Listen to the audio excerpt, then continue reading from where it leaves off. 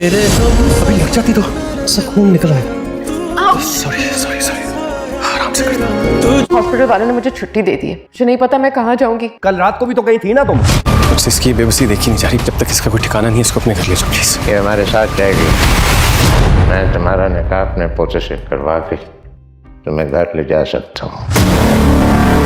दादा जान ने तो सारी मिस्ट्री ही हल कर दी। सही टाइम पर सही डिसीजन लेकर अंसा और अंश का निकाह सेरेमनी होने जा रही है। दादा जान बहुत खुश दिखाई दे रहे हैं क्योंकि वो ऐसा काम करने जा रहे थे जिससे दोनों की गई गई इज्जत भी वापस आने का चांस है, क्योंकि अब वो दोनों इकट्ठे हैं। लोगों की नज़रें जो हर टाइम उन पर जमी हुई थी और उनको बातें करने का मौका मिला हुआ था, इस सब के बाद उनकी ज़बानों को खुद ही लगाम मिलने वाला है। अब अंश क्योंकि इस हालत में अंसा को देखकर बर्दाश्त नहीं कर पा रहा था, तो आखिरकार अपने दादा के सामने ही हाथ जोड़ देता है कि खुदा के लिए इसको अपने साथ घर ले जाएं। जितने दिन इसका भाई नहीं मानता, क्योंकि वो अपने भाई को कॉल कर चुकी थी, आने का कह रही थी, लेकिन उसका भाई तो उसके लिए देव बना हुआ है और कहता है जहाँ पर एक रात गुजारी है वहीं पर गुजार लो। तभी अंसा कहती है वो मैंने बाहर गलियों में गुजारी है, मेरा अपना घर होने के बावजूद मैं दर बदर के धक्के खा रही हूँ। अंश को लगता था कि अगर उसने ये सब ना किया तो वो सारी ज़िंदगी अंदर से गिल्टी रहेगा कि अंसा के साथ इतना सब कुछ मेरी वजह से हो रहा है।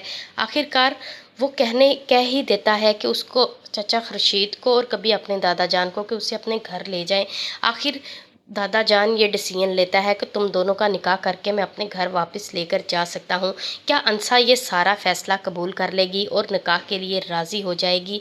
लगता है कि ये सही टाइम था जो अंसा सही फैसला करेगी निकाह का, क्योंकि इसके अलावा कोई चांस नहीं है। अगर वो दोनों हर कहीं दिखाई दिए, जैसे यूनिवर्सिटी में आज फड्डा हुआ जिसकी वजह से अंसा को हॉस्पिटल जाना पड़ा, वो लोगों की बातें बर्दाश्त न कर पा रही थी जो उसके किरदार की धज्जियाँ उड़ा रहे थे, और वही लड़के जो अपने आप को अंसा और अंश का दोस्त कह रहे थे, उनको शर्म नहीं आई।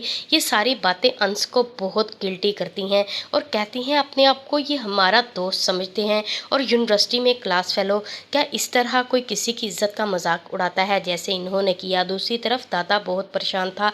अमरीन से बार बार पूछता है क्या अंश मेरे लिए हॉस्पिटल नहीं आया। अमरीन आखिरकार बता बता के थक गई थी। आखिरकार दादा जान की ही कसम खाती है कि अंश ही आपको स्ट्रेचर पर डालकर यहाँ पर लाया है, क्योंकि आपको वो कभी अकेला नहीं छोड़ सकता। आपने सोचा भी कैसे कि हमारा अंश ऐसा है जो आपको अकेले ऐसे हॉस्पिटल छोड़कर चला जाएगा। दूसरी तरफ मुरसलीन आकर अपनी बेगम और अपनी बेटी की पढ़ाई गई पट्टी बिल्कुल वैसे सेम टू सेम लफ्ज़ बलफ्ज़ सुनाता है दादा जान को, और दादा जान सुनते ही कह देता है क्या कोई एक जुमला रह तो नहीं गया, फ़ोन करके पूछ लो। तो मुरसलीन को बहुत शर्म आती है। आखिरकार दादा जान के सामने उसका बेटा बड़ा हुआ और डिसीजन लेने लगा, और उसी घर में अपनी बहू और पोती की क्रिमिनल सोच को जानता था। इसीलिए दादा जान ने ऐसे अल्फाज बयान किए कि मुरसलीन तिलमिलाए बगैर ना रह सका और कहने लगा वो ठीक ही तो कह रहे हैं, वो समझा रहे थे मुझे, क्या अंश मेरे घर जवान बेटी के साथ रह सकता है, जबकि अमरीन ने भी तो यही फैसला किया है। दादा जान मुरसलीन की बातों के बाद इस डिसीजन पर पहुंचता है कि उसे कुछ ना कुछ करना चाहिए अंश के लिए। इधर खुर्शीद चचा अंसा के लिए बहुत कुछ करना चाहता है, लेकिन अंसा को परेशान देखकर वो बहुत खुद परेशान है कि कैसे मैं इस बच्ची की मदद करूं कि इसके भाई के दिल में रहम आ जाए और वो अपनी बहन को घर में वापस ले जाए। ऐसे जवान बहन कहाँ पर धक्के खाएगी। खुर्शीद चाचा हौसला भी देता है और कहता है अंसा को तुम एक दफ़ा यूनिवर्सिटी चली जाओ, मैं एक दफ़ा मिलता हूँ तुम्हारे भाई से, आज तो वो नमाज़ पढ़ने भी नहीं आया। इधर अमरीन फुप्पो बार बार अंसा का पूछती है। अंश बहुत दुखी होता है और दादा जान के गले लग के रोने लगता है। दादा जान बहुत परेशान हो जाते हैं अंश को ऐसी कंडीशन में देखकर। तभी अमरीन सारी सच्चाई दादा जान को बता देती है कि अंश के साथ शयान ने क्या किया है। उसकी वजह से अंश की इज़्ज़त और उस लड़की की इज़्ज़त दो कौड़ी की कर दी शयान ने एक मजाक के चक्रों में। दादा जान कहता है कि मैं अंश को अब ऐसे नहीं छोड़ सकता, तुम मुझे कोर्ट लेकर चलो, मैं अपना फ़ैसला तब्दील करवाना चाहता हूँ। मैं आधा घर शयान के नाम नहीं बल्कि अंश के नाम करके जाना चाहता हूँ, जो कि वो मालिक बने फिर रहे हैं। मुरसलीन से मुझे ऐसी बातों की तवक्का नहीं थी। इधर शहरीन पूरी आग लगाती है जब अंश के बारे में कहा जा रहा होता है। वो अपने बाप को कहती है, मैं तो ऐसे इंसान के साथ कभी नहीं रह सकती जो कि ऐसे मामलात में मुलव्वस हो। और दूसरी तरफ उसका भाई जो कि शयान कम नहीं था, वो भी आग लगाने में अपना हिस्सा डाल देता है। माँ तो पहले ही नहीं चाहती थी कि कभी भी अंश इस घर में वापस आए, और यही बात वो मुरसलीन को समझा रही थी कि जैसे दादा जान की तबीयत ख़राब हुई तो उंगली पकड़कर आ गया था अंश, ऐसे मैं नहीं चाहती कि दोबारा अपने दादे की उंगली पकड़े और इस घर में शामिल हो जाए या दाखिल हो जाए। मैं कभी उसको इस घर में नहीं बर्दाश्त करूँगी। मैं आपको बता रही हूँ कि वो दोबारा मुझे यहाँ पर कभी नज़र ना आए। मैंने जितनी देर संभालना था उसको संभाल लिया है। 16 साल हो चले हैं इस बात को, और कोई बात ऐसी नहीं होती कि हर दफ़ा वो इस घर में आ जाए। अब दूसरी बात रही शयान की, वो भी अपने बाप को धमकी लगाता है कि अगर अंश इस घर में दाखिल हुआ या रहने के लिए आ गया तो मैं कभी भी इस घर में नहीं रहूँगा, मैं यहाँ से चला जाऊँगा।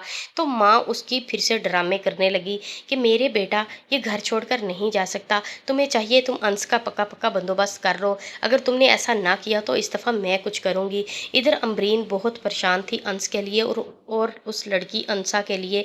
दादा जान को भी कुछ बताना नहीं चाह रही थी उसकी कंडीशन देखकर, लेकिन दादा जान बार बार अंश का पूछ रहे थे। अमरीन बहुत परेशान थी, कभी फ़ोन करके अंश से पूछती कि तुम अंसा को घर ले आए हो वापस।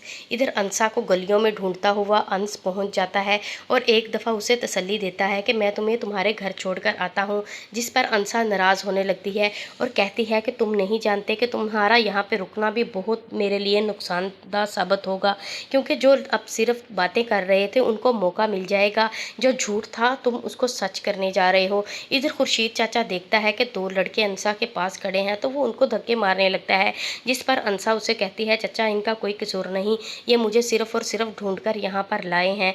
तो फिर जाकर खुर्शीद चाचा को सारी बात बताती है कि मेरे भाई ने मुझे घर से निकाल दिया। अंसा का हाथ पकड़कर और लेकर जाता है वो अपने उसके भाई के घर, लेकिन उसके भाई के घर के दरवाजे तो कब के बंद हो चुके थे, घर के क्या उसके दिल के दरवाजे भी बंद हो चले थे। अंसा बहुत कोशिश करती है कि वो उस घर में जा सके, लेकिन उसका भाई उसे घुसने नहीं देता और इर्द गिर्द के लोग निकलकर ये तमाशा देखने लगते हैं, जिस पर खुर्शीद चाचा कहता है कि अब तुम मेरे घर रहो रात, मैं तुम्हें सुबह दोबारा इधर लेकर आऊँगा और तुम्हारे भाई से बात करूँगा। अंसा रोते हुए वहाँ से चली जाती है और खुर्शीद चाचा को बताती है कि वो सिर्फ़ और सिर्फ एक फ़ेक वीडियो थी, मेरे भाई को चाहिए था कि वो मेरी ढाल बने, उन्होंने मुझे लोगों के सामने कुत्तों की तरह डाल दिया कि वो मेरी पोटियां नोच सकें। मैं कभी भी अपने भाई को माफ़ नहीं करूंगी। भाई तो बहनों के मुहाफिज होते हैं और एक मेरा भाई है जायदाद के लालच में इतना अंधा हो गया कि अपने भाई बहन की इज्जत ना बचा सका।